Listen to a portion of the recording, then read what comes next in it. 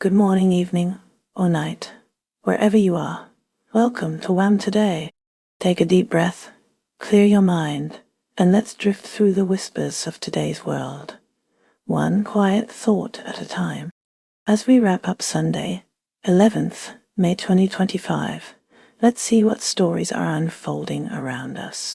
The United States has been busy on multiple fronts, both at home and abroad. A preliminary trade agreement was forged between the Trump administration and Britain, aiming to ease trade relations. Expanding its military and security footprint, the U.S. Space Force deepened cooperation with the Italian Air Force on space security. New Skyraider 2 close support planes were delivered to us, Special Operations Forces, enhancing their capabilities. Against a backdrop of heightened tensions with China, the U.S. military tested microwave weapons in the Philippines for the first time. Satellite imagery showed us B-52 bombers deployed near Iran, signaling a potential shift in strategic posture. A $3.50 billion sale of AMRAAM missiles to Saudi Arabia was approved, indicating continued arms deals in the region. Through musical diplomacy, a U.S. band of the Pacific worked to strengthen the partnership between the U.S. and the Philippines. President Trump announced the end of U.S. bombing operations against the Houthis in Yemen. On the home front, a rusted Cold War-era air-to-air rocket was found in a U.S. man's garage, a relic of a bygone era, a vintage W2 era. U.S. Navy plane was flown from the U.S. to the U.K. to participate in VA Day commemoration. The Philippines is bolstering its defense alliances through a series of military drills with the United States and Australia. Exercise Balikatan 25 concluded, emphasizing cybersecurity improvements and U.S. Army training for Philippine forces in maritime awareness. During Balikatan 25, the U.S. Army tested high-power microwave systems against drone swarms. Salaknip 2025 featured a combined joint force executing logistics operations. Multinational forces are also preparing for Kamandag 9. In addition, the Armed Forces of Australia, the U.S., and the Philippines recently conducted a joint exercise in the South China Sea, simulating the repulsion of an invasion. Currently, U.S. Special Forces are deployed throughout the Philippines for Balikatan 2025. India has been engaged in escalating tensions with Pakistan, highlighted by exchanges of fire across the border. India's Operation Sindoor specifically targeted locations within Pakistan believed to harbor terrorists. These actions, combined with both nations' advanced military and nuclear arsenals, have heightened international fears of a broader conflict. Responding to the instability, major airlines suspended flights over the region. Global military analysts are closely examining the reported fighter jet engagements between India and Pakistan. Former U.S. President Trump announced a possible ceasefire between India and Pakistan, but this has not been independently verified by either nation. Meanwhile, the United States has strategically positioned B-52 bombers at an airbase in the Indian Ocean, demonstrating its military presence in the region. Russia's economy has shown surprising resilience despite ongoing Western sanctions. The United States is now contemplating increased pressure through secondary sanctions as a result. Russia recently observed Victory Day, marking the 80th anniversary of the victory over Nazi Germany with a large military parade. During these commemorations, North Korea's Kim Jong unlauded fighters involved in Russia's military actions in Ukraine. Meanwhile, the European Commission is formulating a plan to phase out reliance on Russian fossil fuels by 2027, although analysts warn of potential challenges, including new dependencies and disagreements among member states. Kazakhstan observed Victory Day with a military parade attended by Vietnamese party chief Lam That. The United States is weighing the implementation of secondary sanctions to further pressure Russia, given the unexpected strength of the Russian economy. Furthermore, The advanced laser weapon systems being developed for the F-47 Angad 6th generation fighter are intended as a clear signal to both Russia and China regarding us technological capabilities. North Korea's Kim Jong-un expressed his admiration for the fighters participating in Russia's ongoing war in Ukraine, demonstrating continued support for Russia's military endeavors. China's geopolitical and economic activities reflect a strategy of strengthening international ties and addressing trade challenges. Following Europe's reduction of Russian oil and gas supplies amid the Ukraine war, China entered into an agreement to purchase Russian energy. This agreement reinforces the economic partnership between China and Russia. Concurrently, China faces economic headwinds, including tariffs. A former U.S. policy allowed Chinese retailers to ship goods directly to American consumers without import duties. This policy has been revoked, raising concerns that platforms like Temu and Shein may redirect inexpensive exports towards European markets. In military affairs, China and Egypt conducted a joint Air Force exercise.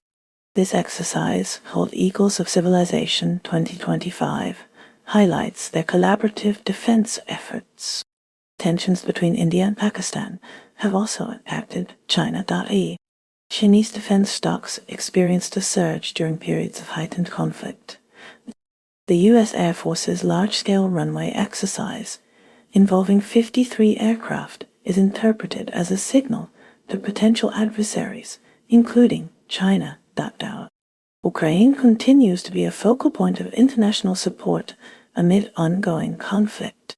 The U.S. Air Force is sending F-16 Fighting Falcons from its boneyard to Ukraine, providing crucial spare parts for the nation's existing aircraft.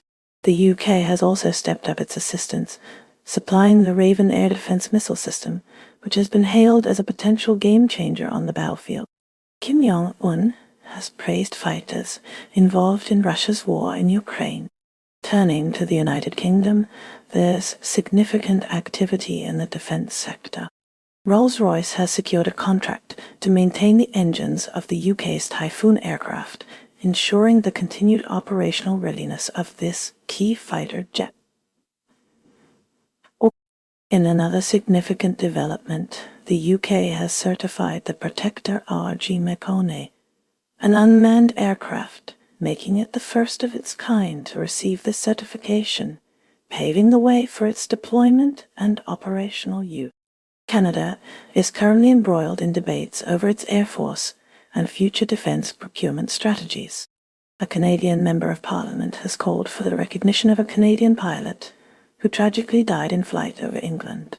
The Royal Canadian Air Force faces capability challenges exacerbated by ongoing discussions about acquiring F-35 fighter jets. Alternative aircraft such as the Eurofighter Typhoon and South Korea's KF-21 fighter have been suggested. Canada is also considering joining the Joint Expeditionary Force, indicating a potential shift in its international security posture. India faced heightened tensions with Pakistan after a top Pakistani Air Force official admitted their role in the Pulwama attack. The situation escalated further when US officials alleged that Pakistan used Chinese-made jets to down 2 Indian fighter aircraft.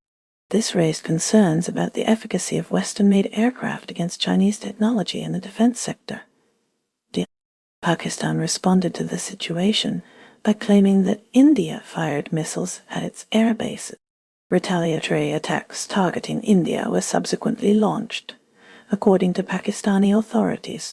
New Zealand is bolstering its defense posture through strategic upgrades and alliances.